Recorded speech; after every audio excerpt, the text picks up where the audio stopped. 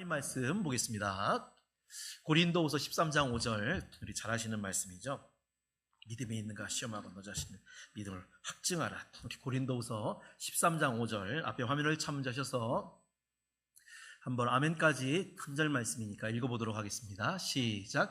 너희는 믿음에 있는가? 너희 자신을 시험하고 너희 자신을 확증하라. 예수 그리스도께서 너희 안에 계신 줄을 너희가 스스로 알지 못하느냐? 그렇지 않으면 너희는 버림받은 자니라. 아멘. 이 시간은 우리 강현 목사님, 대청교회 은퇴 목사님이십니다. 목사님께서 꽃을 준비하라고 하셨는데 이렇게 긴 꽃을 말씀하셨는데 제가 잘 인지를 못해가지고 이렇게 짧은 꽃을 좀 준비했는데 그래도 이렇게 잘 하셔서 오늘 말씀에 은혜 받으시기 바랍니다. 우리 목사님 나오실 때 크게 박수로. 네.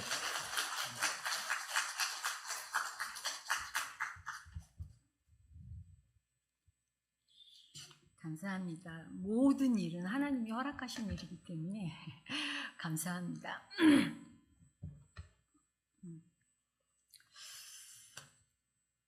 여러분 신앙생활 잘하고 계십니까? 여러분들은 지금 신앙생활이라고 하는 집을 지어가고 있는데 그 여러분들이 집을 짓는 그 기초는 주님이 기뻐하시는 정확한 것입니까? 오후 예배까지 참석하시는 분들은 그래도 하나님이 사랑하고 하나님의 일에 열심하는 분들이라고 생각이 들어요. 그렇다면 그래도 나는 잘하고 있지 않는가 이런 생각을 가질 수 있다고 생각합니다. 그러면 잘하고 있다고 생각한 그 근거가 내 생각입니까? 아니면 하나님이 인정하시는 그런 것입니까? 그래서 오늘 그런 것들에 대해서 잠깐 생각해 보려고 합니다. 죄송한데 물을 좀 한 컵만 갖다 주시면 좋겠습니다. 오늘 본문은 너희 믿음을 살피라고 해요. 근데 내 믿음을 살피는데 다른 사람한테 물어봐가지고 목사님 제가 지금 신앙생활 잘하고 있나요? 장로님 제가 지금 신앙생활 잘하고 있나요? 그것으로 확인하지 말고 네 스스로 네가 너를 봤을 때 신앙생활을 잘하고 있는지 확인하라고 하는 거예요. 근데 그 확인이 잘못되면 13장 5절 마지막에 보니까 그렇지 않으면 너희는 버림받은 자가 된다고 이렇게 말씀하세요.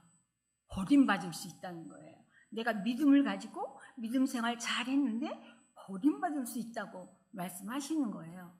그래서 너희들은 항상 너희 믿음이 잘하고 있는지 살펴보라고 그렇게 말씀하고 계십니다. 저는 항상 제가 잘하고 있다고 생각을 했어요. 왜냐하면 중학교 2학년 때 하나님 만나서 지금까지 그냥 교회 안에서만 생활을 했거든요. 또 제 기질상 뭐를 창의적으로 만들 수 있는 사람이 안 돼요. 그러니까 이제 시키는 거는 잘해요.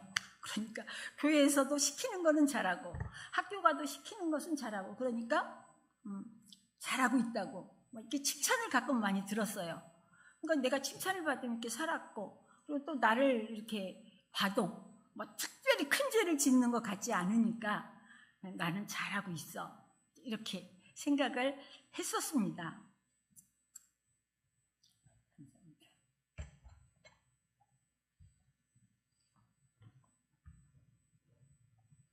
제가 많이 긴장하고 있는 것 같습니다. 근데 나도 나를 착각하고 있나? 라는 생각을 하게 되는 계기가 있었어요.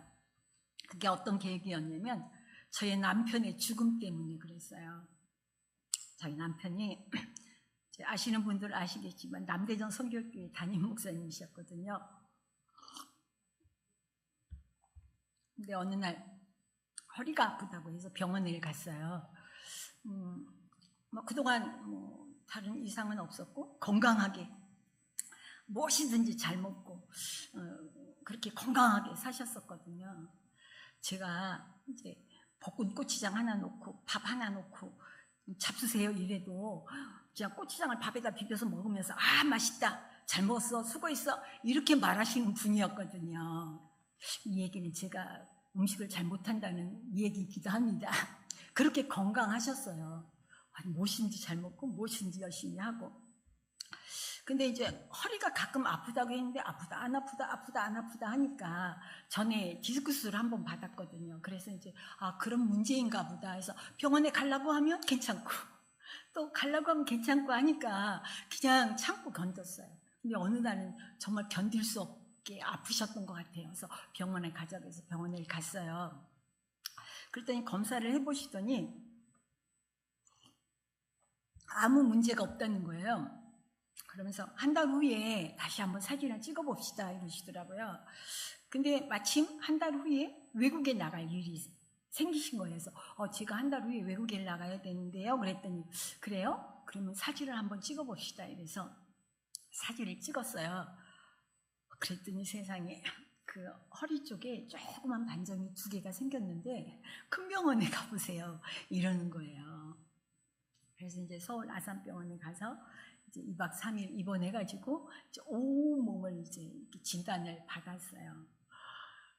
세상에 진단이 뭐라고 나왔느냐면 폐암 4기를 지나서 다른 장기에 전이가 됐다고. 그래서 6개월 후에는 하반신 마비가 될 거고 1년 후에는 전신 마비 될 가능성이 있으니까 빨리 항암 치료를 받으시라는 그런 진단을 받게 됐어요. 그러니까 모두가 다 놀랬죠. 그런데 모두가 놀란 상황에서 목사님이 뭐라고 말씀하셨냐면 목사님도 너무 놀랬다는 거예요. 근데 내가 이제 이 암에 걸려서 이제 다른 장기가 전이가 될 정도로 암이 퍼져버렸으니까 내가 곧 죽을 수 있다라고 하는 것이 충격이 아니라 내가 곧 죽을 수 있다는 것이 충격이 아니라 내 안에 암이 생겨서 지금 내 몸은 그 암이 점점 자라서 1기, 2기, 3기, 4기 점점 내 몸은 죽어가고 있는데 나는 건강하다고 생각했다는 거. 지금 내 몸은 죽어가고 있는데 나는 내 몸이 건강하다고 생각했다는 그것이 착각이었다는 것에 대해서 목사님은 충격이라고 말씀하셨어요. 그러면서 목사님은 항상 이런 마음이 있었어요.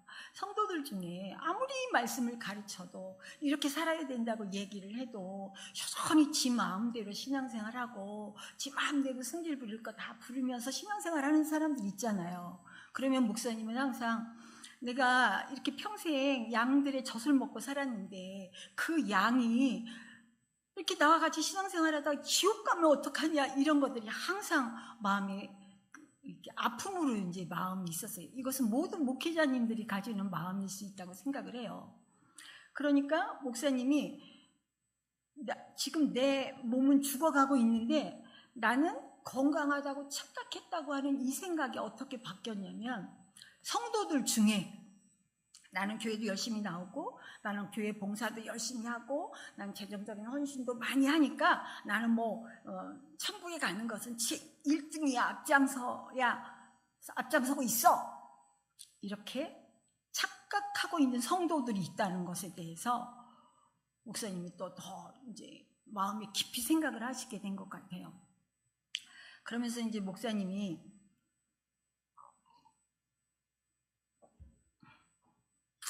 어떻게 결정하셨냐면 이 채찍이 만약에 나에게 숨겨진 죄가 있어서 하나님이 회개시키기 위해서 주신 채찍이라면 정말 열심히 내가 기도하고 말씀을 통해서 내 죄가 뭐가 있나 살펴서 회개하고 새롭게 될 것이고 만약에 하나님이 내 삶은 여기까지다 라고 말씀하시면 그냥 가겠습니다.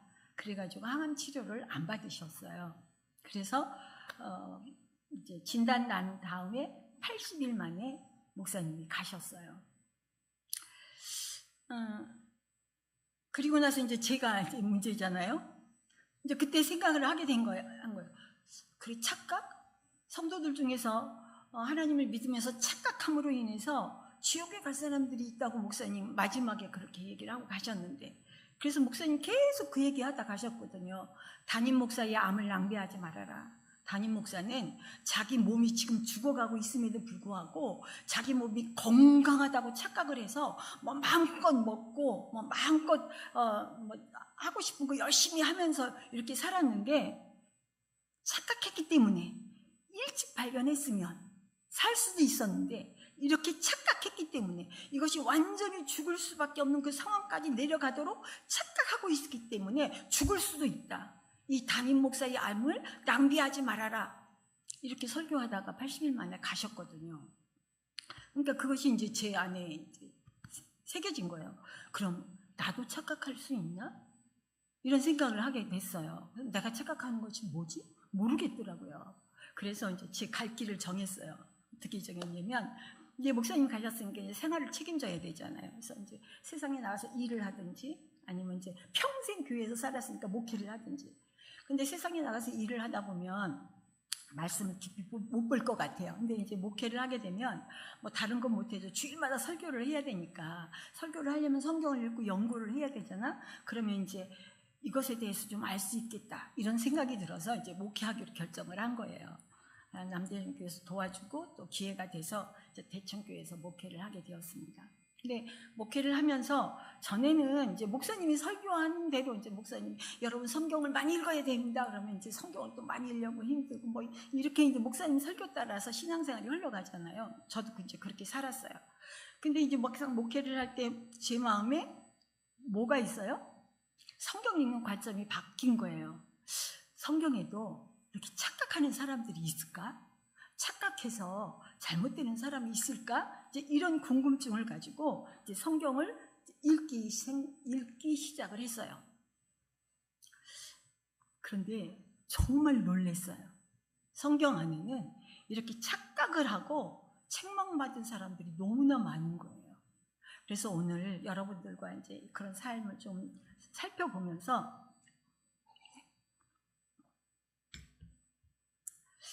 우리 자신을 한번 살펴보는 그런 시간이 되었으면 좋겠습니다. 첫째는 능력 있는 사역자들이요.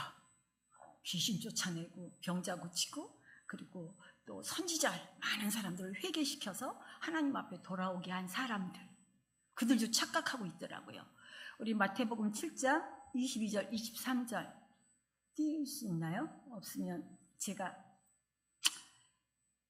읽어드리도록 하는데, 이제 여기다 띄우고 읽으면 사람들이 생각할 시간이 없더라고요. 그래서 여러분들 성경을 한번 찾아보겠습니다. 마태복음 7장 22절 23절.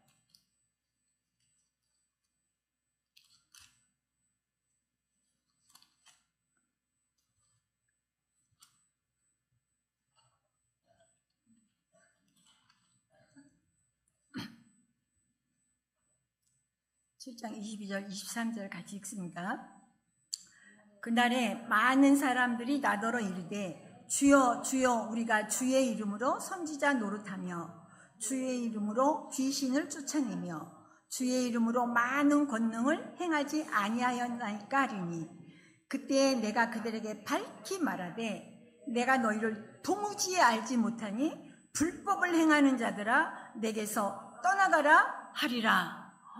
이렇게 말씀하시는 거예요. 그날에는 마지막 날, 예수님이 재림하셔서 심판하는 날. 우리는 예수님이 재림하시면 예수님과 함께 쑥 하고 천국에 갈 거라고 생각하잖아요. 근데 예수님이 오셔서 제일 먼저 하시는 일은 심판하시는 일이에요. 성경에도 한 번 죽는 것은 정하신 것이로되 그 후에는 심판이 있으리니 이러잖아요. 여러분들이 매 주일마다 암송하는 그 사도신경에도 우리 맨날 그거 외우잖아요. 하나님 우편에 앉아 계시다가 거기로부터 오셔서 살아있는 자와 죽은 자를 심판하시리니 우리는 반드시 하나님의 심판대 앞에 서서 우리가 살아온 이 인생에 대해서 반드시 심판을 받을 거라는 거예요. 그래서 이제 그날에 이런 일이 생기는 거예요. 그날에 많은 사람들이 주님 앞에 섰어요. 뭐라고 해요? 많은 사람들이 지금 주님 앞에 나와서 주여 주여 우리가 선지자 노릇했어요, 이렇게 얘기를 하는 거예요. 근데 이 사람이 선지자 노릇했어도 열매가 없다면 어떻게 나 선지자 노릇했어 이러겠어요. 열매가 있는 거예요. 사람들을 향해서 이것은 죄입니다, 여러분 죄에게서 돌이키지 않으면 여러분 모두 멸망당합니다, 회개하고 돌이키십시오, 이렇게 설교를 했더니 사람들이 막 회개하고 돌이키는 거예요. 그래서 하나님을 잘 섬기는 거예요. 그러니까 이런 열매들이 있으니까 지금 하나님 앞에서 당대하게 예수님 앞에서도 주여 주여 내가 선지자 노릇했습니다 이러지 않겠어요? 또 여기 보니까 주여 주여 귀신을 쫓아냈어요 이러는 거예요. 그러니까 귀신 들려서 사람들이 얼마나 고통을 당해요. 근데 예수의 이름으로 물러가라 막 이렇게 능력 있게 기도해서 귀신 들린 자들이 자유롭게 되는 거예요. 그래서 자유롭게 행복하게 살아가는 모습을 보면 얼마나 행복해요. 그러니까 그런 열매들이 있으니까 지금 예수님 앞에 주여 주여 우리가 귀신을 쫓아냈어요 이렇게 얘기할 수 있는 거잖아요. 또 내가 많은 권능을 행했습니다 이러잖아요. 병들어 고통당하는 그 사람들을 가서 기도해주고 또 기도해주었더니 그 사람이 병이 나서서 건강하게 하나님을 섬기는 거 보면 얼마나 기쁘고 행복해요. 그러니까 그런 열매들이 있기 때문에 이 사람도 주님 앞에서 주여 주여 우리가 많은 권능 행했습니다 이렇게 말하지 않았겠어요? 근데 이렇게 말하는 사람, 이 선지자, 귀신 쫓아내고 이 병든 고친 사람들이 주님 앞에 그렇게 말할 때 그들 마음에 뭔 기대가 있겠어요? 그래 착하고 충성된 자가 네가 저번 일에 충성했구나 이 소리 듣고 싶지 않았겠어요? 근데 주님은 뭐라고 말씀하세요? 23절 그때가 내가 그들에게 밝히 말하되 내가 너희를 도무지 알지 못하니 불법을 행하는 자들아 내게서 떠나가라 이러셨다는 거예요. 그러니까 이 사람들은 막 능력을 행하고 막 이런 일을 했지만 착각하고 있었어요. 하나님이 이것을 기쁘게 받아주시고 나는 지금 천국에 많은 상급을 쌓고 있다고. 근데 주님은 그것이 아니라고 말씀하셨다는 거예요. 이렇게 능력 있는 사역자들 뿐만 아니라 또 예수님을 진짜로 사랑하고 난 날마다 예수님과 함께 동행해 막 이렇게 예수님을 사랑하는 사람들도 착각할 수 있다라고 하는 거예요. 누가복음 13장 23절에 보면 한번 찾아보겠습니다. 누가복음 13장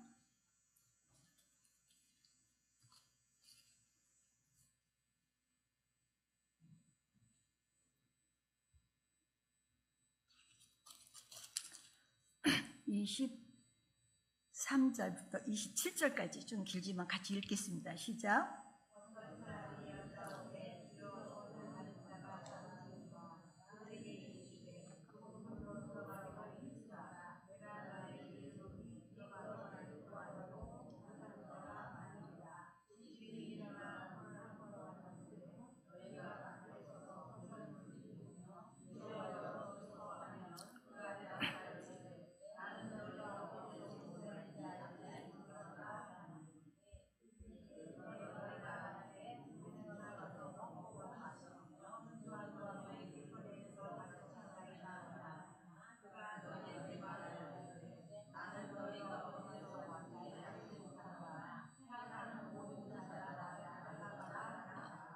아멘. 어떤 사람이 예수님께 나와서 물어봐요. 예수님, 구원받는 사람이 적습니까? 이렇게 물어봐요. 왜냐하면 이스라엘 사람들은 자기들이 하나님의 선민이기 때문에 모두 할례를 받았기 때문에 우리는 하나님의 자녀이기 때문에 구원받는 것은 당연하다고 여기고 있었거든요. 근데 예수님이 하시는 말씀을 들어보니까 아니 어떻게 저렇게 살 수 있어? 너희가 바리새인들과 서기관들의 의보다 더 낫지 못하면 천국에 들어가지 못한다 뭐 이렇게 말씀하시잖아요. 아니 자기들이 최고로 존경하는 사람들이 바리새인들이거든요. 왜냐면 그 사람들은 평생 성경을 연구하면서 성경 말씀대로 살아가는 사람들인데 그 사람들보다 더 나은 의를 가져야 천국에 간다는 거예요. 그러면 바리새인들도 천국에 못 간다는 말씀이야? 이런 궁금함이 생긴 거예요. 아니 바리새인들도 천국에 못 가면 우리 백성들은? 이렇게 이제 궁금증이 생긴 거예요. 그래서 예수님께 나와서 예수님 구원받는 사람이 적습니까? 그러니까 예수님이 평범하게 대답하세요. 좁은 문으로 들어가기를 힘써라. 그런데 너희가 좁은 문으로 들어가기를 힘써도 못하는 자가 많으리라 이렇게 말씀하시는 거예요. 그러니까 적다고 말씀하시는 거잖아요. 그럼 왜 적은지에 대해서 예수님이 예화를 들어주셨어요. 어떤 집주인이 일어나서 자기 집 문을 탁탁 닫아버렸어요. 그런데 이제 어떤 사람 너희들이 그때 와서 이제 문을 두드리면서 주님 문을 열어주세요 막 이렇게 문을 두드리는 거예요. 그러니까 나는 너희들이 어디서 온지 몰라 이러는 거예요. 그러니까 문을 두드리는 사람들이 뭐라고 얘기하냐면 주님 우리는 주님과 더불어 먹고 마셨어요. 날마다 주님과 더불어 먹고 마시면서 주님과 함께 하지 않았어요? 주님 항상 우리가 가는 길에 주님 함께 하셔서 우리의 모든 것을 가르쳐 주셨잖아요 이러는 거예요. 주님과 먹고 마시는 것처럼 친밀한 관계가 어디 있어요? 그런데 예수님께서 이 주인이 일어나서 뭐라고 얘기를 해요? 나는 너희들이 어디서 온지 몰라. 행악하는 자들아 나를 떠나가라 이렇게 말씀하시는 거예요. 그러니까 나는 지금 주님과 더불어 먹고 마시는 것처럼 하나님과 친밀하게 나는 신앙생활을 하고 있어라고 말해도 착각할 수 있다라고 하는 것을 우리에게 말씀하시는 거예요. 이렇게 착각하는 사람들이 많더라고요.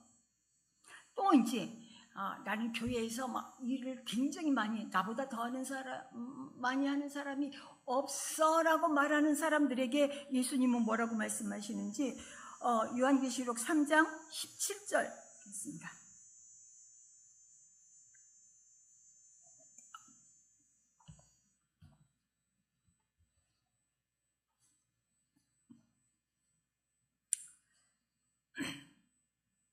(3장 17절) 같이 읽습니다. 네가 말하기를 나는 부자라 부요하여 부족한 것이 없다 하나 내 공고한 것과 가련한 것과 가난한 것과 눈먼 것과 벌거벗은 것을 알지 못하노라. 내가 정말 교회 안에서 내 힘을 다해서 열심히 하나님을 섬겨서 나는 정말 만족해. 목사님도 칭찬하시고 장로님도 칭찬하시고 성도들도 나를 칭찬하고 하나님도 칭찬하실 거야. 이렇게 마음을 갖고 있는데 그 사람을 향해서 예수님은 뭐라고 해요? 내 마음은 곤고해. 너는 가련한 자야. 너는 가난한 자야. 너는 눈먼 자야. 너는 벌거벗은 자야. 이렇게 말씀하고 있다는 거예요.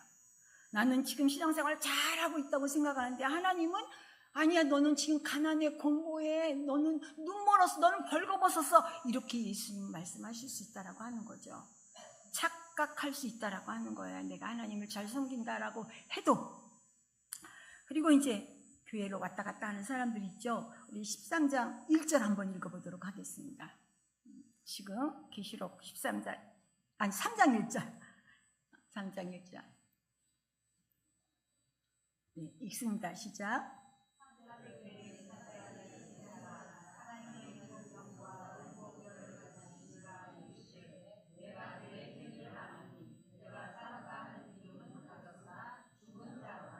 아멘. 교회를 왔다 갔다 하는 사람들, 그래도 나 예수 믿으니까 하나님 믿으니까 나 교회 와서 예배 드리는 거야 라고 말하는 사람들, 그 사람들은 진짜 하나님을 모르는 사람이 있을 수 있다는 거예요. 그래서 그 사람들은 죽은 자라고 이렇게 표현하고 있습니다. 그러고 봤더니 성경 전체에서 무엇을 말하고 있어요? 이것은 우리 교회 안에 있는 성도들의 어떤 직분을 지칭할 수 있잖아요. 사역자들, 주님을 뜨겁게 사랑하는 최고의 지위에 올라있는 권사님, 장로님들, 또 교회 열심히 봉사하는 집사님들, 또 교회 다니는 성도님들, 모든 영역 속에서 지금 잘하고 있지만 그러나 착각하면서 신앙생활 할 수 있다라고 하는 거예요. 그래서 사도 바울은 지금 고린도 교회에게 그 얘기하는 거예요. 너 믿음에 있는가? 네 자신을 네가 시험해. 그리고 네 자신을 네가 확증해. 그렇지 않으면 너도 버림받은 자가 될 수 있어. 바로 여기 능력 있는 사역자들에게도 최종적으로 내린 선고가 뭐예요? 나는 너희들을 몰라. 불법을 행하는 자들아 내게서 떠나가라 그랬거든요. 나중에 예수님 재림하셔서는 이 세상에 두 가지밖에 없어요. 천국과 지옥. 그러면 모르니까 떠나가. 그러면 뭐예요? 지옥에 갈 수밖에 없다는 거예요. 그 다음에 예수님을 사랑했던 사람들도 동일하게 나는 예수님과 함께 먹고 마셨어요. 우리가 길을 행할 때 예수님 항상 동행해 주시지 않았어요? 이렇게 말씀하는 사람에게도 뭐라고 그랬어요? 나는 네가 어디서 온지 몰라. 불법을 행한 자들에게서 떠나가. 이렇게 말했어요. 나는 부자라 부요해. 부족한 것이 없어. 내가 하나님을 섬기면 내가 부족한 게 뭐야. 이렇게 말하는 사람들에게 네 마음을 봐. 네 마음은 가련하고 공고하고 정말 헐벗었고, 그리고 너는 가난한 자야, 이렇게 판단을 하시잖아요. 그래서 회개해서 돌이키지 않으면 그 사람도 지옥에 간다는 얘기잖아요. 그리고 교회 다닌다고 하는 사람들, 나는 예수 믿으니까, 하나님 믿으니까 나는 이렇게 교회 다니잖아, 거기에서 머물러 있는 사람들도 회개하지 않으면 죽은 자는 그냥 지옥에 떨어지는 자라고 하는 이야기잖아요. 그래서 우리는 항상 내 자신을 조심해야 한다라고 하는 것입니다. 그렇다면 하나님을 알고 이렇게 능력을 하고 주의 일을 열심히 한 사람들이 왜 버림을 받았을까요? 그것에 대해서 이제 설명하기 위해서 제가 목사님한테 이제 꽃을 부탁을 했거든요. 이 꽃이 난 꽃인데 너무 예쁘잖아요. 보라색이 세상에 이렇게 예쁘게 하나님 만드실 수가 없어요. 자, 이 꽃이요, 살았습니까? 죽었습니까? 네? 네? 네. 살았다고 하시는 분, 왜 살았다고 하죠? 이 꽃이 싱싱하잖아요. 그래서 살았다고 하는 거예요. 왜 죽었다고 하시죠? 뿌리가 없어요. 그래서 이것을 지칭하기를 살았다 하는 이름은 있으나 죽은 건 거예요. 만약에 근데 이 꽃이 너무 예뻐, 이 꽃에 대한 사랑이 빠져버렸어. 그러면 이 꽃을 살릴 수 있는 방법이 혹시 있을까요?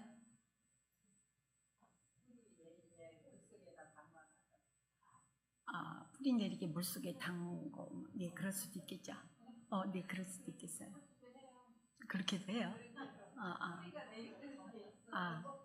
그렇구나.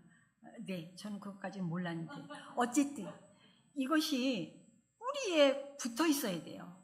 이 자체 안에서 뿌리가 내리든, 아니면 이게 너무 예뻐, 나 이것을 이대로 버릴 수가 없어 해가지고, 그럼 이거 어디서 잘랐지? 여기도 예쁜 난꽃이 있는데, 만약에 이게 난꽃이 누가 잘못해서 딱 잘라졌어요. 그러면 그 즉시 거기다가 잘 이렇게 해서 이렇게 뭔가 칭칭칭칭 감아주면, 뿌리에 붙어서 다행히도 뿌리에 있는 진액이 이 줄기를 타고 올라오면 살 수 있겠죠. 방법은 그거 하나인 거예요.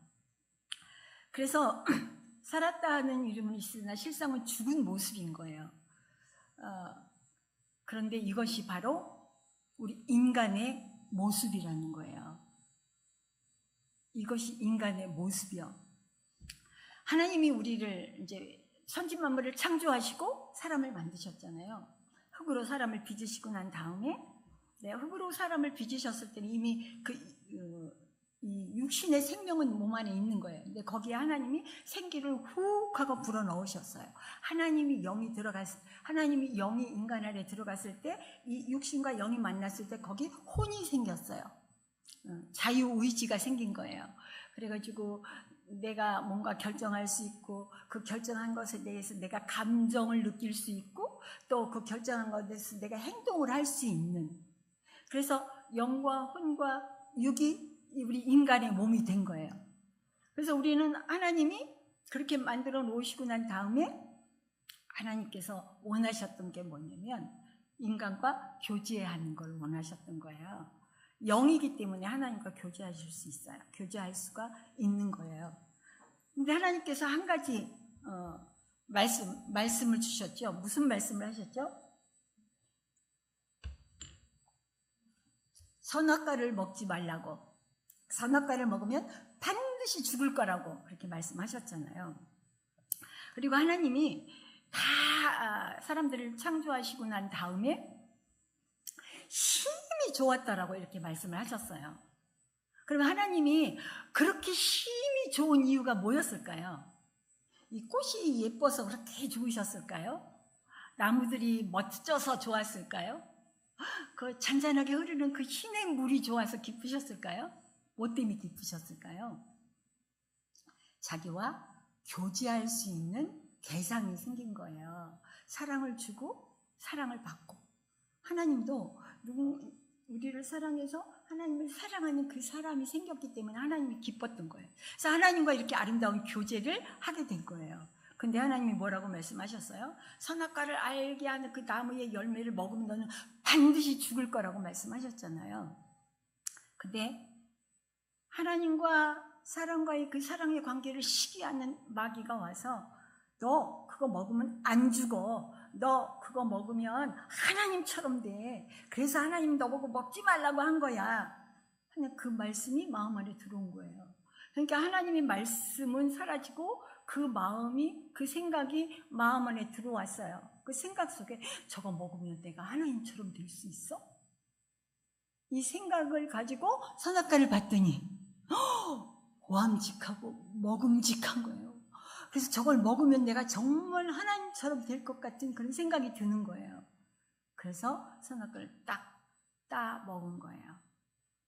그래서 하나님 말씀대로 하나님의 영이 더 이상 그 죄진 영혼과 죄진 인간을 갖지 못하고 하나님의 영이 떠남으로 말미암아 인간은 하나님이 떠난 죽은 자가 된 거예요. 자, 이 꽃은 이제 난의 꽃인데 여기다 이렇게 계속 꽂아 놓으면 뭐 7일? 며칠을 제일 오래 가요? 한 열흘 가나요? 한 열흘쯤 지나면 이제 썩기 시작을 할 거예요. 그래서 이것이 썩어서 들어오면 이제 이 꽃도 누래지고 보기 싫어요.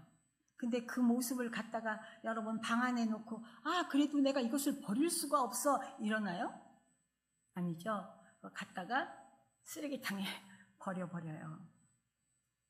인간이 하나님으로부터 끊어져서 이 육신의 생명을 가지고 80년을 살 수 있어요. 요즘엔 100년이라고 얘기는 하지만 그럼 우리는 본래 80년 살다가 죽을 존재가 아니었어요. 하나님의 생명으로 영원히 살 수 있는 존재였다라고 하는 거예요. 이 80년 동안. 그래서 이제 사람이 한 25세까지는 이 세포가 계속 이렇게 분열이 돼가지고 점점 건강해지는데 이제 25세에 지나가면서 세포가 점점 줄어져가지고 늙어져가지고 죽는 거예요. 그것이 이 꽃과 똑같다라고 하는 거예요. 인간이 그런 존재라고 하는 거예요. 근데 문제는 뭐냐면 인간은 의지가 있다고 했더니 지적 의지가 있다고 하잖아요.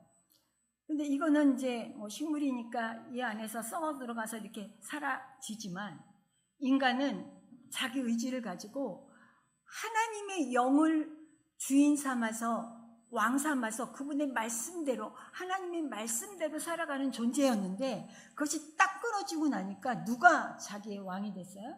자기 자신이요. 자기 자신이 왕이 된 거예요. 그래서 인간들은 누구나 너나 할 것 없이 다 자기가 왕이 돼서 모든 관계 안에서 내 마음대로 하려고 하는 그런 욕망들이 생기게 됐어요. 그래서 그것이 지금 6,000년 동안 흘러오면서 인간의 마음을 완전히 완악한 자가 되었어요. 또 이런 얘기하면 나는 그 정도는 아니야 이렇게 생각을 하겠지만 하나님이 그렇게 우리를 진단하세요. 너희들이 하나님으로부터 끊어져서 내 자신이 너의 왕이 돼서 살아가는 내 자신이 어떤 모습인지 아느냐 하면서 에레미야 17장 9절에 이렇게 말씀하세요. 제가 말씀할게요. 여호와께서 너희는 만물보다 심히 거짓되고 부패했다. 이것이 너희 마음이다. 근데 누가 이것을 알까? 이렇게 말씀하세요. 하나님 인간들을 향해서 자기가 주인이자 자기 마음대로 하는 그 삶이 얼마나 악한지 만물보다 심히 거짓돼서 아주 심히 부패했다는 거예요. 인간의 마음이. 근데 이것을 누가 알까? 이러는 거예요. 사람들은 모른다. 여러분도 여러분 자신이 악하다고 생각 안 하죠? 근데 여러분 생각을 해보세요. 남편과의 관계 속에서도 내가 항상 부드러움만 아니면은 남편의 마음을 긁는 얘기를 한 적이 있는가? 아내를 통해서도 하나님의 말씀이 아닌 내 마음에 안 들어서 아내의 마음을 긁는 마음, 부모님을 향해서도 부모의 마음을 긁고, 자녀들을 향해서도 긁고, 또 세상 친구들을 향해서도 마음을 긁고, 특별히 원수들을 향해서도 그들의 마음을 무시하고 긁는 이런 것들이 여러분들 안에 이렇게 피어나지 않아요? 그게 어디서 나와요? 여러분 안에 내가 왕이 돼서 살아가면서 쌓여진 이 심히 부패한 이 마음 안에서 그런 것들이 솟아난다라고 하는 거예요. 근데 우리는 그걸 인정 안 해요. 내가 그렇게 하고 나서 우리의 말은 뭐예요? 네가 잘못했으니까 내가 이러지, 네가 안 그랬어 봐, 내가 그래? 이것이 인간의 악함이라는 거예요. 하나님은 그렇게 우리를 보신다라고 하는 거예요. 그러면서 이 마음이 신약에 와서 사도 바울은 이렇게 표현을 해요. 의인은 없나니 하나도 없도다. 다 치우쳐 무익하게 되고 선을 행하는 사람은 한 사람도 없도다. 그러면서 너희의 목구멍은 열린 무덤이고 너희의 혀는 속임이 가득하고 너희 입술에는 독사의 독이 있고 너희 입은 악독과 저주뿐이로다.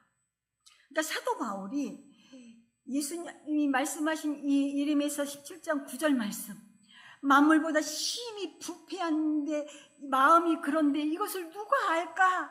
근데 사도 바울이 예수님을 만나고 자기 실체를 보는 순간 깨달은 거예요.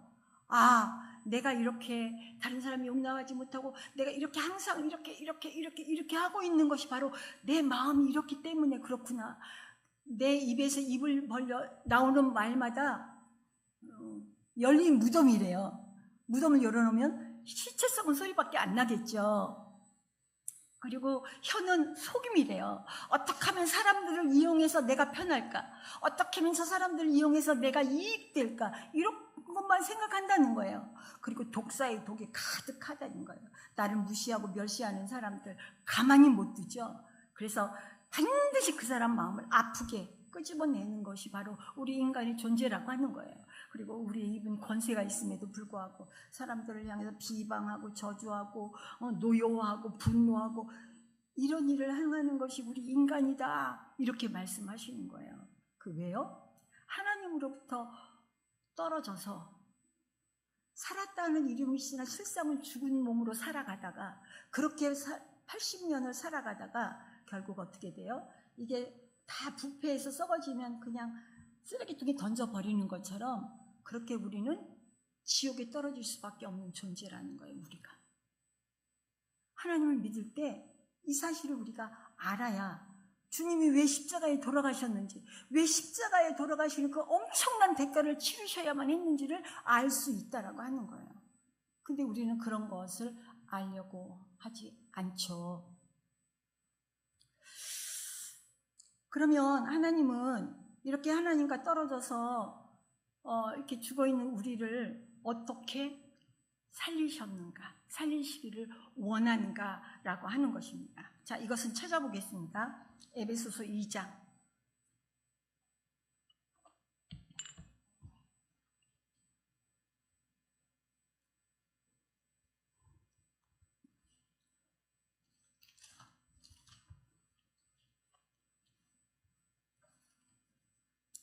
에베소서 2장 1절부터 5절까지 읽겠습니다.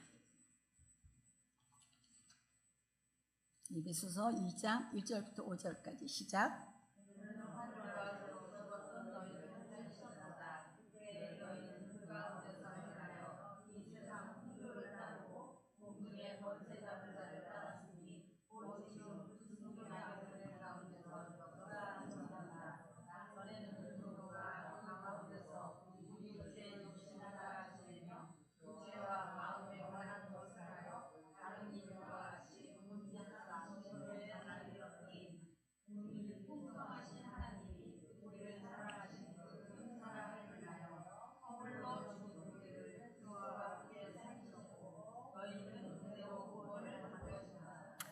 아멘.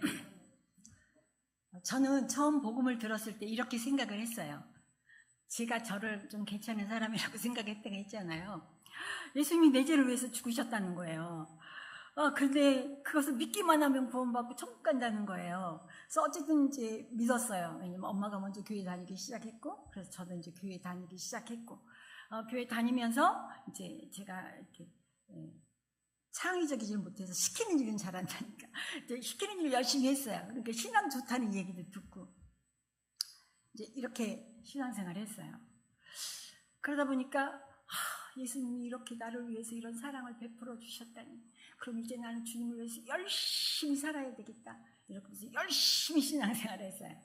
그래서 고등학교 때 이제 제 신앙생활은 학교 가는 길과 교회 가는 길밖에 몰랐다고 할 정도로요. 그때 옛날에 시골에서는 월요일날 구국기도회가 있었어요. 화요일날 학생회 모임이 있었고, 수요일날 수요예배, 목요일날은 옛날에는 주일학교 저녁 모임도 있었어요. 그래서 목요일날 주일학교, 금요일날 저녁교회, 토요일날 청소, 주일날 교회 와서 온통 순종하게 이러면서 살았거든요. 그 사람들이 신앙 좋다고 했겠죠. 그러면 하나님께 굉장히 칭찬받을 거라고 이제 제가 생각을 해서 제가 착각을 했던 거예요.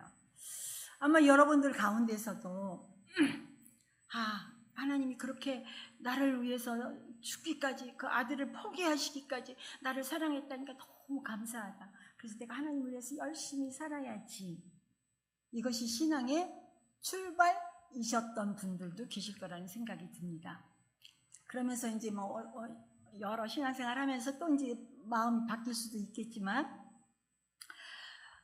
우선은 이 2장 1절부터 3절에 보면은 인간이 누군가, 하나님을 안 믿는 인간이 어떤 모습인가라고 하는 것을 설명해요. 첫째는 죽었다예요. 그래서 죽은 너를 살리셨도다, 이렇게 말씀하잖아요. 그러니까 아까도 말씀드렸던 것처럼 하나님께서 이렇게 딱 분리돼 가지고 죽은 거예요. 살았다는 이름이 있으나. 그래서 80년 동안 살았다는 이름은 갖고 있지만 실상 하나님 관계는 죽은 가운데서 그렇게 살다가 죽어서 지옥에 던짐을 받는 거죠. 그러면 죽은 자의 삶이 뭐냐는 거예요. 2절에 보니까 세상 풍조를 따르고 공중 권세를 따라 살면서 불순종하는 삶을 살고, 그러니까 마귀의 이끌림을 받으며 산다는 거예요. 그리고 육체의 욕심을 따라 육체가 원하는 거, 마음이 원하는 것만을 하면서 산다는 거예요.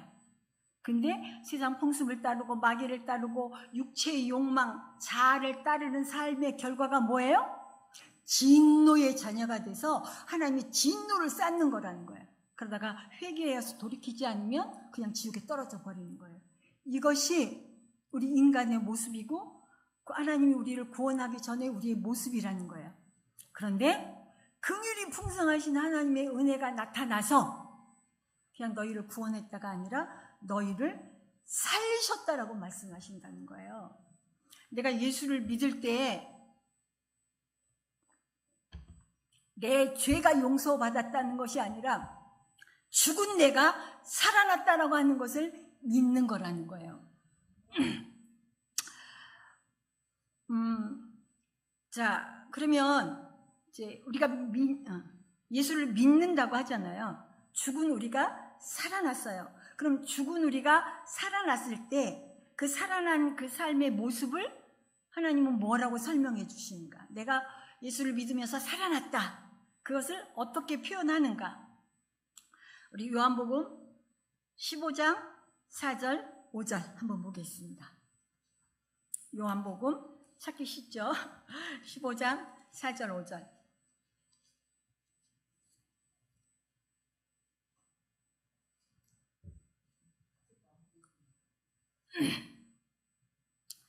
자, 같이 읽습니다. 내 안에 거하라. 나도 너희 안에 거하리라. 가지가 포도나무에 붙어 있지 아니하면 스스로 열매를 맺을 수 없음같이 너희도 내 안에 있지 아니하면 그러하리라. 나는 포도나무요 너희는 가지라. 그가 내 안에 내가 그 안에 거하면 사람이 열매를 많이 맺나니 나를 떠나서는 너희가 아무것도 할 수 없음이라. 아멘. 그러니까 우리가 예수를 믿어서 살아났다 하는 것은 무엇이냐면 예수님께 접붙임을 받았다는 거예요. 이 꽃이 살기 위해서는 접붙임을 받아야 뿌리에서 나오는 그 진액으로 말미암아 살아가는 것처럼 우리도 예수님께 접붙임을 받았다는 거예요. 그래서 우리는 예수님 안에 거하게 됐고 예수님은 우리 안에 거하게 된 거예요. 자, 접붙인 나무를 생각해 봅시다. 이제 그 접붙인 나무, 접붙임을 받은 가지는 뿌리에서 나오는 진액으로만 살게 돼 있어요. 그리고 이 가지는 지금 그 나무 안에 속해 있는 거죠. 그러니까 우리가 예수님을 믿는다고 얘기를 했을 때 나는 예수님 안에 있습니다 라고 하는 고백은 예수님이 접붙였다, 예수님이 내 안에 계시다 라고 하는 사실을 믿는 거예요. 근데 단순하게 여러분 다 알잖아요. 예수님이 내 안에 계셔. 예수님이 다 내 안에 계시다는 사실은 다 알고 계시죠. 근데 그 예수님이 여러분 안에서 무슨 일을 하시냐는 거예요. 아무 일도 하시지 않는다면 그건 예수님이 계신 게 아니잖아요. 그럼 예수님이 우리 안에서 하시는 일이 뭐냐라고 하는 거예요.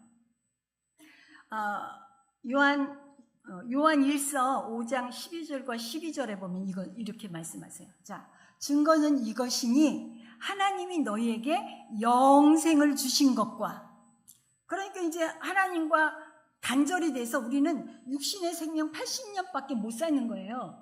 그런데 하나님과 우리가 영원히 살려면 하나님의 생명인 영생을 우리가 가져야 되는 거예요. 그럼 우리가 그 영생을 어떻게 갖느냐? 오늘 여기 5장 11절에 하나님이 지금 너희에게 영생을 주신 것과 영생을 주셨다는 거예요. 그럼 어떻게 주셨느냐? 그 영생이 예수 그리스도 안에 있다. 그래서 예수님이 있는 자에게는 영생이 있고 예수님이 없는 자에는 영생이 없다, 이렇게 말씀하시는 거예요. 그러니까 예수님 안에 영생이 있어서 우리가 그 예수님을 우리 마음에 모시면 우리는 영생을 가진 자가 된다는 거예요. 영생은 생명이에요. 살아 움직이는 능력이라고요. 우리에게 육신의 생명이 있는 나에게 이 영생이 들어온 거예요. 근데 이 육신의 생명은 어떤 존재예요? 부패했어요. 거짓돼요. 그래서 항상 나만을 위해서, 아내에게도 나를 위하라고, 남편에게도 나를 위하라고, 부모님에게도 나를 위하라고, 모두에게 나를 위하라고 하는 이런 부패한 심성을 가진 것이 육신의 생명이에요. 그래서 육신의 생명대로 살면 죽을 거예요. 왜냐하면 로마서 8장 육신대로 살면 반드시 죽을 것이로되 영으로서 몸의 그 생명을 죽이면 너희가 살 거라고 말씀했거든요. 그래서 우리는 이제 영생으로 살아가는 존재가 되었다는 거예요. 그래서 예수를 믿는 것은 예수님이 내 안에 들어오셔서 그 영생으로 나를 살아주시는 거예요. 사도 바울이 이 고백한 거예요. 내가 그리스도와 함께 십자가에 못 박혔나니 그런즉 이제는 내가 사는 것이 아니요, 이제 내가 이 육신의 생명 가지고 살지 않아요. 예수님이 내 안에서 살아주신다, 이렇게 고백한 거죠. 우리 신앙생활은 나 혼자 무거운 짐을 지고 끙끙거리는 게 아니라는 거예요. 능력 많은 예수님이 우리 안에 와 계시다는 거예요. 그리고 그 모든 걸 살아낼 수 있는 그 영원한 능력이 우리 안에 있다고 말씀하시는 거예요. 근데 우리가 믿지 않는 거죠. 그래서 믿음 생활이라고 하는 것은 하나님의 은혜가 너무너무 감사해서 내가 열심히 그것을 보상해 드리기 위해서 노력하는 것이 아니라는 거예요. 모든 일은 지금과 같이 똑같이 생활은 하겠지만 내 안에 생명으로 오신 그 예수님이 너무너무 감사해서 감사하는 그 마음에서 솟아나는 힘으로 봉사를 하는 거라는 거예요. 근데 거긴 기쁨이 있는 거죠. 근데 내가 하려고 하면 일을 많이 하면 할수록 더 인정받고 싶은 마음이 이 육신의 생명에서 올라와요. 그래서 이제 어떤 게 돼요? 목사님은 왜 나를 안 안아주는 거지? 왜 칭찬을 안 하지? 아니, 왜 장로님은 나를 칭찬을 안 하시는 거지? 왜 나에게 관심이 없어지는 거야? 이런 게 육신의 노력으로, 내 힘으로 신앙생활을 하려면 항상 이것 때문에 지치고 힘들어요. 그러나 주님이 내 안에 오셔서 나와 함께 동행하는 삶을 살게 될 때 그냥 감사한 거예요. 봉사를 해도. 봉사를 하면 사람이 칭찬하죠. 그러면 그 칭찬이 좋은 게 아니라 주님, 제가 이렇게 주님을 위해 충성을 했더니 사람들이 칭찬하네요. 주님이 받으실 영광을 제가 받고 있네요. 주님 감사해요. 이렇게 즐겁고 행복하게 신앙생활을 할 수 있다라고 하는 거예요. 그럼 우리는 무엇을 하느냐? 예수님과 교제하는 거예요. 어떻게 교제해요?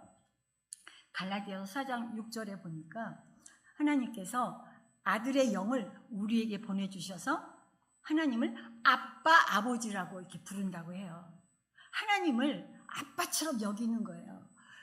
아기가 사랑하는 아빠를 의지할 때 이제 갓난아기는 막 그냥 울기만 해요. 그러면 아이고 왜 울어 하고 와가지고 아이고 많이 쌌구먼 기저귀도 갈아주고 어머 너 배고프구나 젖도 먹이고 그냥 울기만 하면 되는 거예요. 아빠 아버지에게. 그렇게 아버지로서 친밀한 교제를 나누는 거예요. 그리고 나서 점점 자라게 돼서 이제 청소년이 돼요. 그러면 이제 우정을 알게 되죠. 친구들이랑.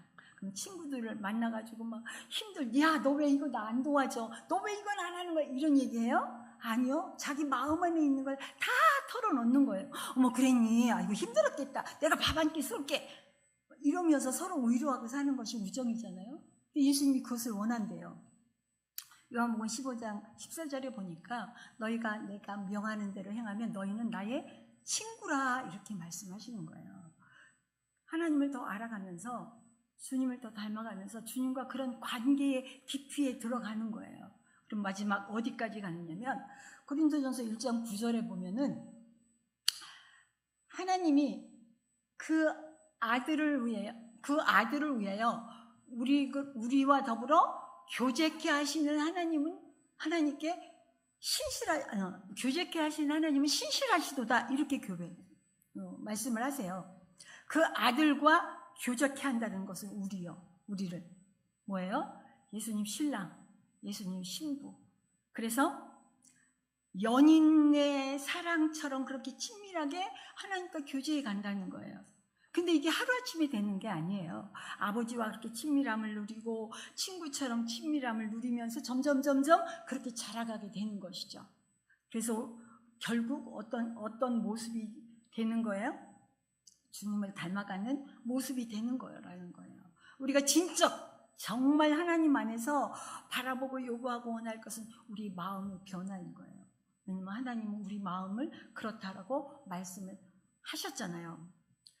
그래서 믿음은 예수님이 내 안에 계시다라고 하는 것을 확실히 믿는 것이고 그분이 내 생명이 되어주시고 그리고 나의 모든 것이 되어주신다라고 하는 것이 믿음이에요.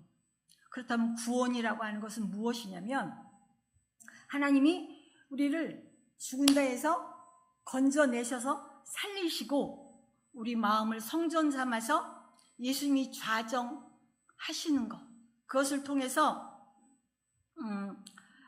시간이 지나가면서 하나님을 알아가면서 예수님을 닮아가고 결국 온 마음으로 사랑하게 되는 거라는 거예요. 연인들의 사랑이 어때요? 처음에 이제 어떤 사람이 확 지나다가 어떤 자매를 탁 봤는데 하고 이제 관심이 간 거예요. 지났는데 저녁에 잠자리에 있는데 우연히 그 여자가 생각이 나는 거예요. 이 사람 어떤 사람일까? 그런데 또 이제 아침에 출근해서 이제 차 타고 가는데 또 그 자매가 생각이 나는 거예요.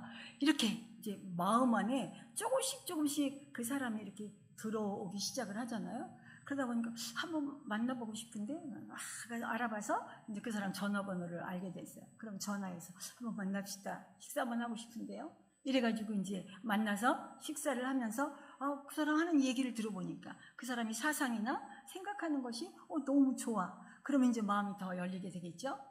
우리 한번 사귀어봅시다. 그래서 사귀다가 결국은 그 자기 마음에 그 여자가 완전히 들어왔을 때 나 결혼하고 싶어. 이제 헤어지고 싶지 않아. 우리 결혼합시다. 이렇게 되는 거잖아요. 우리가 예수님을 만났다는 게 그런 거라는 거예요. 예수님이 우리를 무거운 짐 지고 이거 해야 돼, 전도해야 돼, 선교해야 돼 이렇게 말씀하시는 분이 아니라는 거예요. 먼저 예수님은 우리와 그런 아름다운 교제를 만들어가면서 하나님을 알아가면서 예수님을 닮아가면서 온 마음으로 예수님을 사랑하게 되는 것. 온 마음으로 내 안에 있던 돈도 명예도 친구도 사람도 시간도 다 몰아내고 내 마음에 온전히 하나님만 가득 차서 주님을 사랑하는 것. 예수님도 제일 첫째 계명이 뭐냐면 마음을 다하고 뜻을 다하고 목숨을 다하고 힘을 다해서 우리를 사랑하는 거라고 주께서는 말씀하셨잖아요. 그러면 왜 하나님은 이렇게 우리에게 아니 어떻게 그렇게 사랑해요? 이 세상을 살아가면 할 일도 많은데 이렇게 얘기를 하잖아요. 근데 실상은 하나님이 그런 사랑을 가지고 지금까지 우리를 짝사랑하신 분인 거예요. 하나님은 전심으로 우리 마음을 다 주셨는데 우리는 내가 생각하는 그래도 나는 괜찮아, 나는 그래도 인정받는 사람이야, 그래도 나는 명예가 있어, 이런 아무 쓸데없는 이런 생각을 가지고 그 하나님의 사랑을 받으려고 하지 않았고 누리려고도 하지 않았다라고 하는 것입니다. 그래서 정말 예수님을 내가 진짜 지금까지 우리 마음에 모시고 신앙생활을 해왔는가? 라고 하는 것을 한번 살펴보는 그런 시간을 가졌으면 좋겠습니다. 제가 이제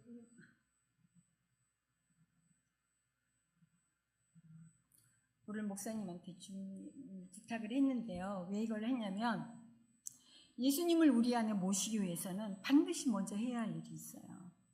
그게 뭐냐면 바로 이게 내 안에 있는 나라는 존재예요. 이 나라는 존재가 이렇게 가득한데 여기다 예수님을 이렇게 모시면 내가 얼마나 악독한지 그 예수님이 금방 사라져버리고 말아요. 그냥 꽂아놓은 보릿자루처럼요.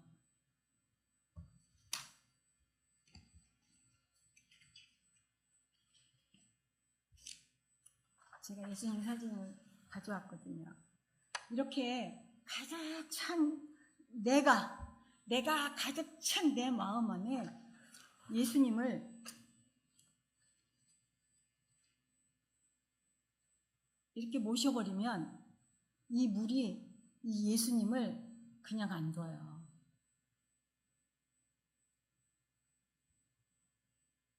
금방 이렇게 다 구겨지고 찢어지고 말아요.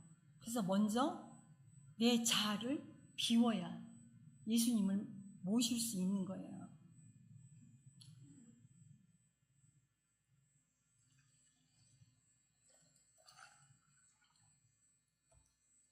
여러분은 여러분이 나는 그 정도는 하지. 어떻게 예수님을 이렇게 비참하게 만들 수 있어? 이거는 나는 아니지. 이렇게 말씀하시죠. 근데 여러분들, 날마다 여러분들의 삶을 한번 생각해 보세요. 하나님은 남편에게 이렇게 행하라 말씀하세요. 아내에게 이렇게 대하라 말씀하세요. 부모님에게 이렇게 대하라 말씀하세요. 내 자녀들에게 이렇게 대하라 말씀하세요. 이웃들에게 이렇게 대하라 말씀하시고 직장에서 이렇게 생활하라 말씀하시고 원수들에게 이렇게 생활하라고 말씀하세요. 여러분들 그런 하나님의 말씀을 여러분 스스로 얼마나 짓밟으며 사셨습니까? 오늘도 우리는 그렇게 살아요. 단순히 한 가지, 내 감정이 조금 상한다는 것 때문에 이렇게 이렇게 예수님을 이렇게 만들어버려요. 말씀이 예수님이시잖아요. 우리는 그런 존재라고는. 내가 내 자신을 비우지 않으면 우리는 이렇게 살다가 그냥 이렇게 썩은 대로 살다가 우리는 버려질 수밖에 없다라고 하는 거예요. 그래서 예수님을 모시려면 반드시 자기를 비워야 돼요. 근데 이게 한 번에 비워지는 게 아니에요. 사도 바울이 말하는 것처럼 나는 날마다 죽노라. 날마다 내가 죽어야 예수님이 사시는 거예요. 내가 날마다 죽지 않으면 예수님은 사실 수가 없어요.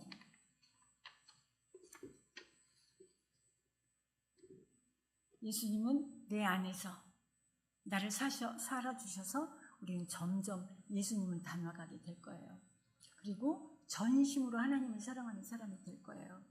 근데 내가 살아있으면 우리는 절대로 예수님을 이렇게 짓밟아 뭉개버리는 존재밖에 될 수 없어요. 내가 아무리 신앙생활 잘해서 이렇게 꽃이 있어서 칭찬을 받는다 할지라도 우리는 그런 존재라고 하는 거예요. 자, 그럼 마지막으로 한 가지 살펴볼 것은 왜 사람들이 실패를 했을까요? 그렇게 능력 많은 사람들이 왜 실패를 했을까요? 그 사람들은 처음에는 하나님을 사랑해서 시작했지만 자기들의 삶의 열매가 너무 놀라운 거예요. 막 사람들이 회개하고 돌아와요. 막 사람들이 막 존경하고 막 추앙해 줘요. 그리고 교회에서 열심히 일해요. 그러면 사람들이 막 칭찬을 해줘요. 그러면 내가 다뤄야 할 내 마음에는 관심이 없어지는 거예요. 그냥 이게 내가 돼버려가지고, 아, 나는 칭찬받을 만한 존재야. 나는 존경받을 만한 존재야 하면서 자기의 마음을 전혀 살피지 않는 거예요. 여전히 지 마음대로, 지가 하고 싶은 대로 살아가면서 요거만 추앙했기 때문에 그들의 마음은 전혀 하나님과 상관없는 삶을 살아간 거예요. 여러분들이 계속해서 주님을 위해서 온 마음을 다해서 충성을 해야 되는 건 마땅해요. 근데 그것이 여러분 육신의 생명에서 나온 것이라면 여러분들은 다 착각하고 있다는 거예요. 그것은 하나님이 나를 통해서 하시는 일일 뿐인 거예요. 사람이 칭찬을 하거든요. 그 칭찬을 그냥 거기서 감사합니다 하고 받더라도 그 마음은 하나님께, 하나님 나를 통해서 이런 일을 행해 주셔서 너무 감사합니다. 쟤는 이런 존재가 아닌데 정말 내 마음은 얼마나 부패한지, 얼마나 썩었는지, 내가 입을 벌리기만 사람들이 상처주고 비방하고 막 분노하고 이런 것밖에 할 수 없는 존재인데 하나님 이렇게 할 수 있는, 이렇게 도와주고 너무 감사합니다. 영광을 하나님께 돌리는 삶이 되어져야 하는 거예요.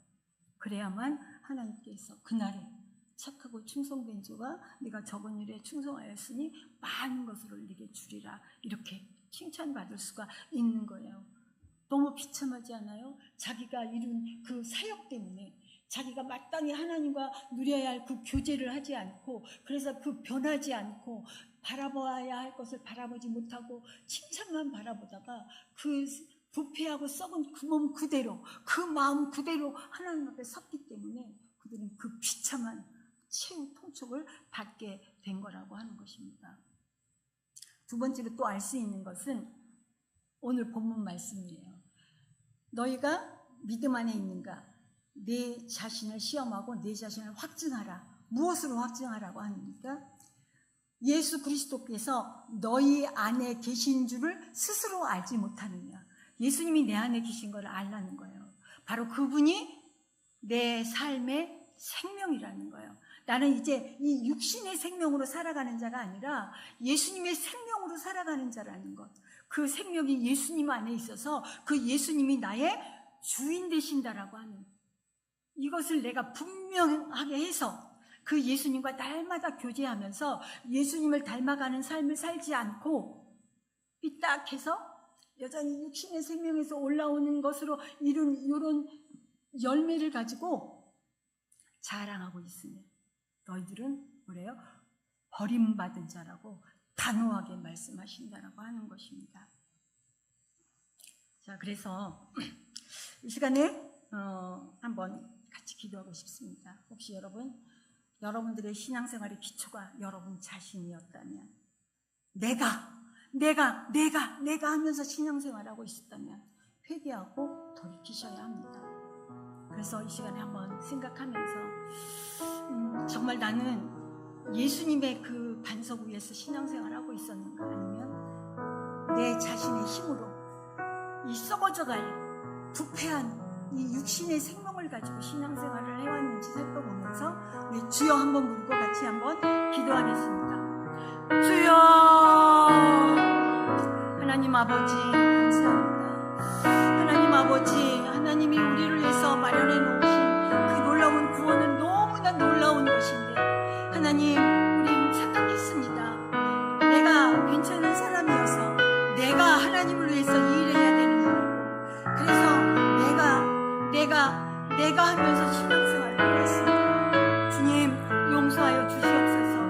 내가 행하는 것은 하나님 아버지 나를 자랑하기 위함이고, 하나님 아버지 하나님께 영광 돌리지 못한 삶이고, 하나님 아버지 내가 칭찬받기 위한 이런 교만하고 이런 더럽고 추한 모습이었다는 것을 하나님 아버지 고백합니다. 하나님 아버지 용서해 주시고, 하나님 아버지 이제는 하나님 아버지 이 썩은 이 내 마음 안에, 죽어있는 내 마음 안에 예수님을 모시겠습니다.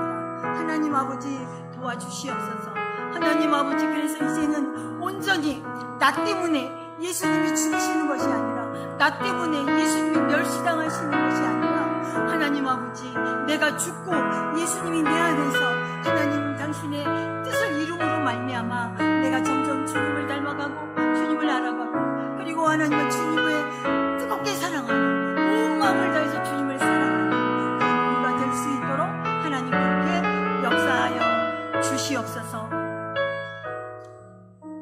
또 한 가지 기도하고 싶습니다. 우리 요한계시록 3장 20절에 보면은 예수께서 이르시되 내가 문 밖에 서서 문을 두드리노니 누구든지 문을 열면 내가 그에게로 들어가 그와 더불어 먹고 마실 거라고 말씀했어요. 이 말씀은 착각하고 있는 우리에게 주신 말씀이에요. 하나님을 나는 부자라 부여하여 부족함이 없다고, 나는 모든 사람들에게 칭찬받는 자라고 이렇게 말하는 사람들에게, 내 안에 예수가 없으면 너는 버림받은 자라고 말씀하시는 거예요. 그래서 이 시간 주님, 정말 이제 제 이 마음에 제 자신을 내려놓습니다. 내 자신이 십자가에 죽었다는 것을 인정합니다. 주님, 당신을 내 삶의 주인으로, 내 생명으로 모셔드립니다. 오시옵소서. 우리 그렇게 한번 기도하겠습니다. 주여, 아버지 하나님 감사합니다. 하나님 아버지 부어주시니 감사합니다. 하나님 역사하시며 인도하여 주시옵소서. 우리가 그렇게 살아갈 수 있도록 하나님 도와주시옵소서. 주님 오시옵소서. 당신을 환영합니다. 인정합니다. 받아들입니다. 주님, 당신 오시옵소서. 그래서 내가 주님과 아름다운 교제를 이뤄나갈 수 있도록, 하나님 아버지와 아기가 교제하는 것처럼, 친구와 친구가 교제하는 것처럼, 하나님의 연인과 연인이 교제하는 것처럼 그렇게 주님과 교제하는 삶을 살도록 하겠습니다. 그래서 하나님께 영광 돌리는 삶을 할 수 있도록 하나님 그렇게 역사하시며 인도하여 주시옵소서. 하나님 아버지 좌정하사 하나님 인도하여 주시옵소서. 마지막으로 한 가지 고면하고 싶습니다. 이제 예수님과 동행하기 위해서는 어떤 삶을 살아야 되느냐. 성경에 보면 절기가 나오죠. 그 절기 가운데 사항번제라고 하는 것이 있습니다. 사항번제는 항상 드리는 제사로 아침과 저녁에 드리는 제사입니다. 여러분들이 진짜 예수님을 여러분 마음에 모셨다면 상번제를 드리십시오.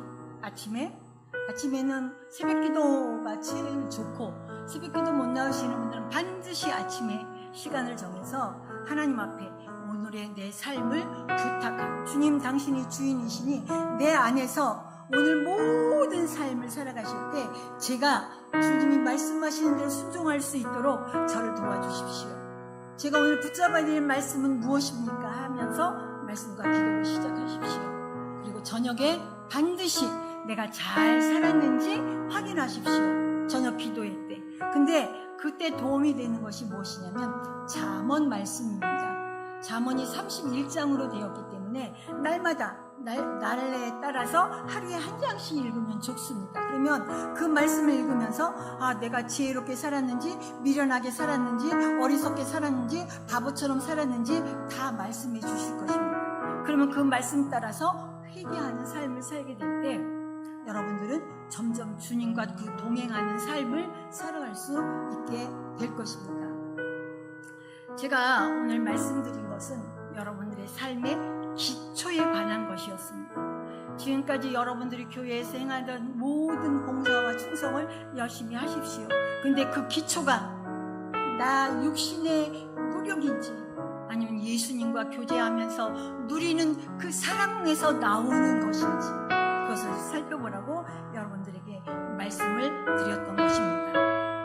자, 이 시간 이 찬송 하나를 들으려고 합니다. 그 찬송을 들으면서 주님이 나에게 무엇을 말씀하시는지 마음에 들을 수 있는 그런 시간이 되었으면 좋겠습니다.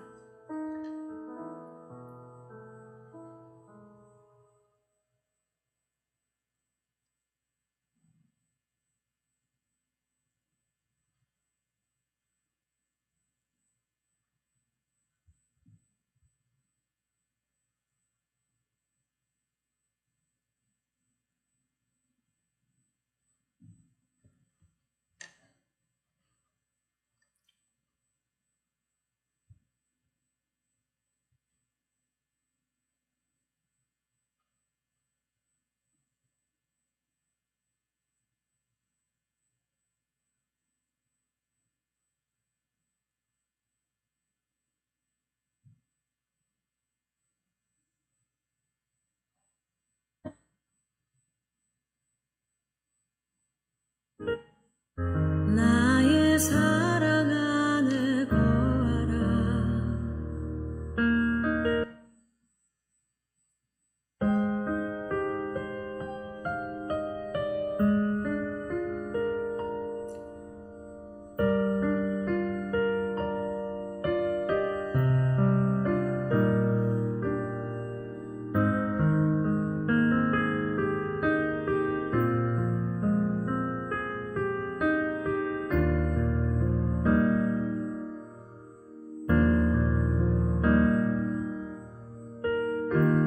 내 안에 거하라.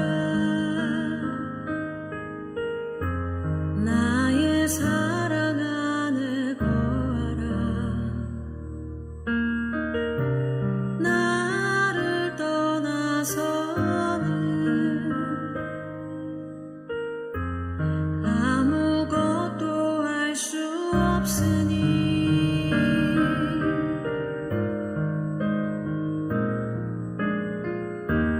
내 안에 거하라. 나의 사랑 안에 거하라. 나를 떠나서는 아무것도 할 수 없으니 주님 내 안에 내가 주님 안에서 주님과 함께 영원히 동행하리라. 나의 생명이 다하는 그날까지 나의 십자가 지고 주를 따라가리.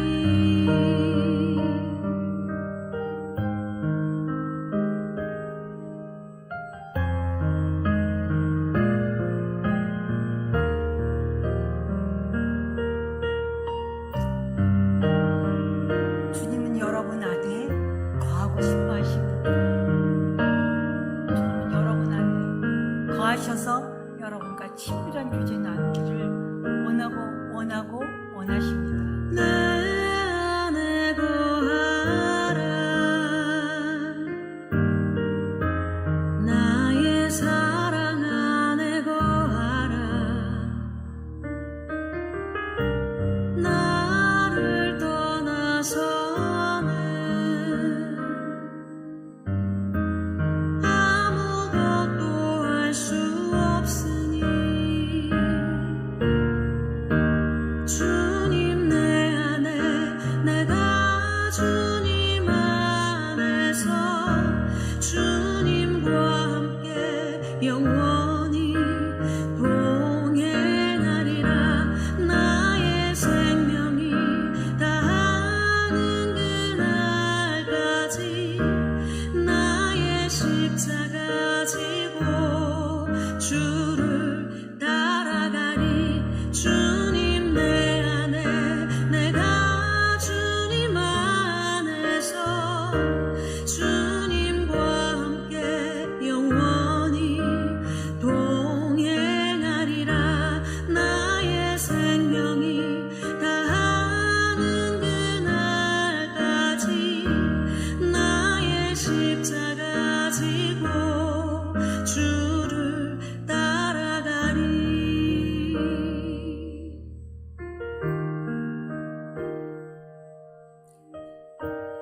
내 안에 거하라. 나의 사랑 안에 거하라. 나를 떠나서는 아무것도 할 수 없으니